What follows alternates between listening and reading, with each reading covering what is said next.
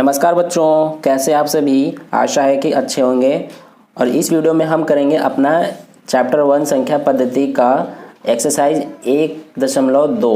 ठीक है, 1.2 को हम करेंगे इस वीडियो में और इसमें हम क्वेश्चन 1 और 2 को करेंगे। ठीक है बच्चों, अगर आपको इसके बाद तीसरा और चौथा का वीडियो देखना है तो आप ऊपर आई बटन पे यहाँ पे क्लिक करके देख सकते हैं या फिर इस वीडियो का ख़त्म होने के बाद आप देख सकते हैं। ठीक है, तो चलो हम स्टार्ट करते हैं अपना एक्सरसाइज 1.2 को।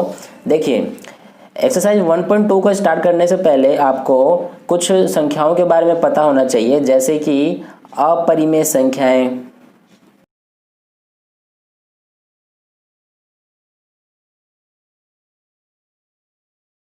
तो अपरिमेय संख्याएं कौन सी संख्याएं होती है बच्चों? जैसे कि हमने इससे पहले वाली वीडियो में पढ़ा था कि परिमेय संख्याएं कौन सी होती हैं। तो जैसा कि आपको पता है कि परिमेय संख्याएं कौन सी होती हैं, जिसको हम P/Q के रूप में लिख सकते हैं और Q is not equals to 0 होना चाहिए, यानी कि Q 0 के बराबर नहीं होना चाहिए। तो वे सब कौन सी संख्याएं होती हैं? परिमेय संख्याएं। ठीक है, अब इसी का बिल्कुल उल्टा हो जाएगा अपरिमेय संख्याएं, जिसका हम कह सकते हैं कि वे सभी संख्याएं जो P/Q के रूप में न लिखी जा सके और Q भी 0 के बराबर ना हो, तो वे कौन सी संख्याएं हो जाएंगी? अपरिमेय संख्याएं।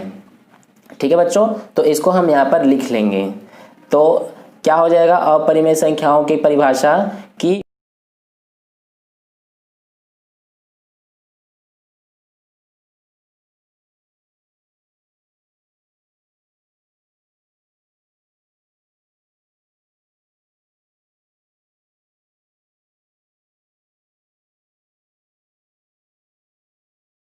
अब इसका उदाहरण दे देंगे, जैसे एग्जाम्पल, जैसे √3 वर्गमूल 3 हो गया, वर्गमूल 5 हो गया, या फिर पाई। इस तरह से अनेकों हम लिख सकते हैं अपरिमेय संख्याएं।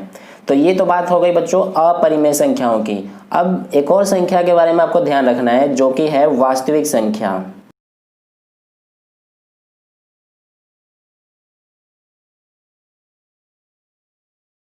तो बच्चों वास्तविक संख्याएं कौन सी संख्याएं होती हैं?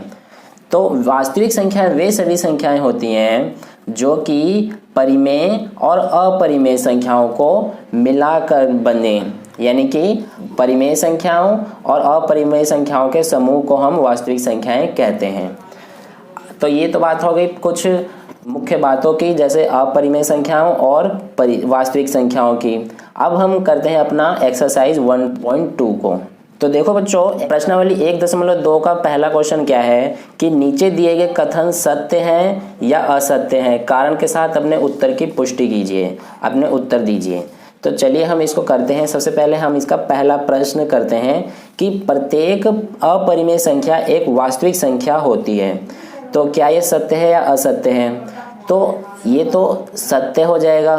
प्रत्येक अपरिमेय संख्या एक वास्तविक संख्या है। क्यों सत्य है? कि जैसे सभी अपरिमेय संख्याएं वास्तविक संख्याएं होती हैं, क्योंकि वास्तविक संख्याएं कौन सी होती हैं? सभी परिमेय और अपरिमेय संख्याओं के समूह को हम वास्तविक संख्या कहते हैं, इसलिए सभी अपरिमेय संख्याएं भी वास्तविक संख्याएं होती हैं। तो अब इसका हम कारण लिख देंगे, क्योंकि परिमेय तथा अपरिमेय संख्याओं का समूह ही वास्तविक संख्या होती है।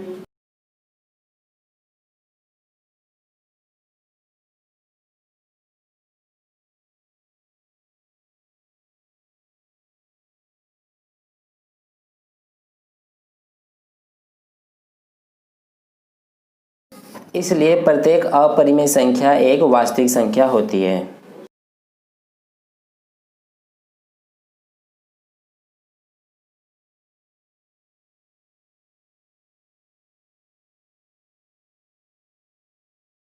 ठीक है बच्चों, तो ये तो हमने कर लिया पहला भाग। अब करते हैं हम अपना दूसरा भाग।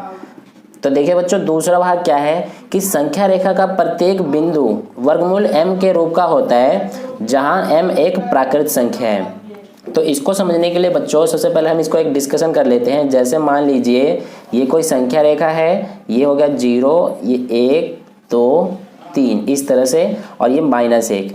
तो यहाँ पर हम 0 के बाद देखें दाएं तरफ, तो 1 किसके बराबर होगा? वर्गमूल 1 के बराबर होगा। 2 किसके बराबर होगा? वर्गमूल 4 के बराबर होगा। 3 वर्गमूल 9 के बराबर होगा।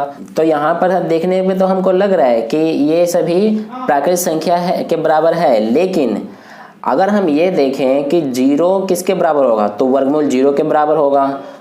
तो इस तरह से 0 और इसके ऋणात्मक सभी संख्याएं, सभी ऋणात्मक पूर्णांक ये तो प्राकृतिक संख्या नहीं होती हैं, तो इसलिए यह कथन असत्य है। इसका कारण लिखेंगे क्योंकि 0 और -1, -2 इत्यादि किसी प्राकृतिक संख्या का वर्गमूल नहीं हो सकते।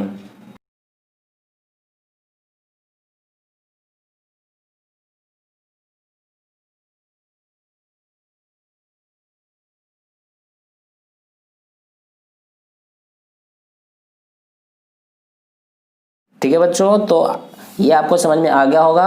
अब करते हैं हम अपना इसका तीसरा भाग। तो तीसरा भाग में देखो बच्चों क्या है कि प्रत्येक वास्तविक संख्या एक अपरिमेय संख्या होती है। तो क्या यह सत्य है? ये भी असत्य हो जाएगा। क्यों असत्य है? क्योंकि प्रत्येक वास्तविक संख्या एक अपरिमेय संख्या नहीं हो सकती, क्योंकि वास्तविक संख्याएं तो परिमेय और अपरिमेय संख्याओं का समूह को कहते हैं। तो क्या परिमेय संख्याओं को हम अपरिमेय कह सकते हैं? बिल्कुल नहीं कह सकते हैं। तो इसलिए प्रत्येक वास्तविक संख्या एक अपरिमेय संख्याएं नहीं हो सकती हैं। इसका कारण लिखेंगे हम, क्योंकि परिमेय वास्तविक संख्याएं अपरिमेय नहीं होती हैं।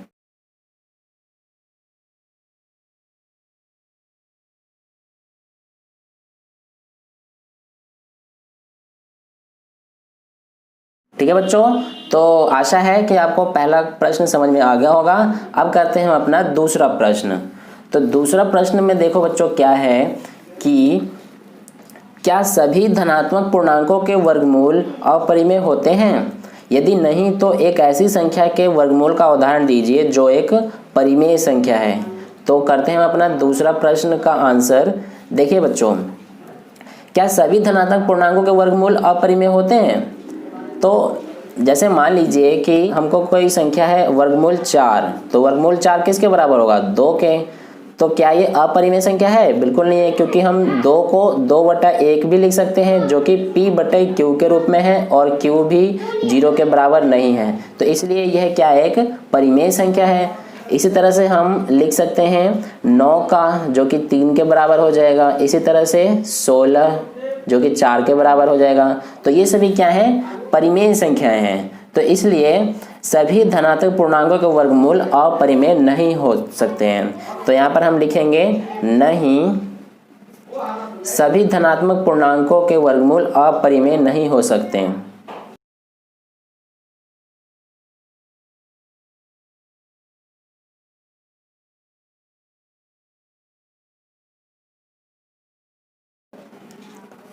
उदाहरण जैसे कि ये सभी है, जैसे जैसे वर्गमूल 4, वर्गमूल 9 और वर्गमूल 16। इस तरह से आगे भी हम लिख सकते हैं इत्यादि। ठीक है बच्चों, तो आशा है आपको यह वीडियो समझ में आ गया होगा, आपको अच्छा लगा होगा। अगर अच्छा लगा तो लाइक का बटन जरूर दबाना, और अगर आप चैनल पर नए हैं तो लाल कलर का बटन जरूर दबाना। और इसके बाद आप इसका तीसरा और चौथा प्रश्न का वीडियो देख लीजिए।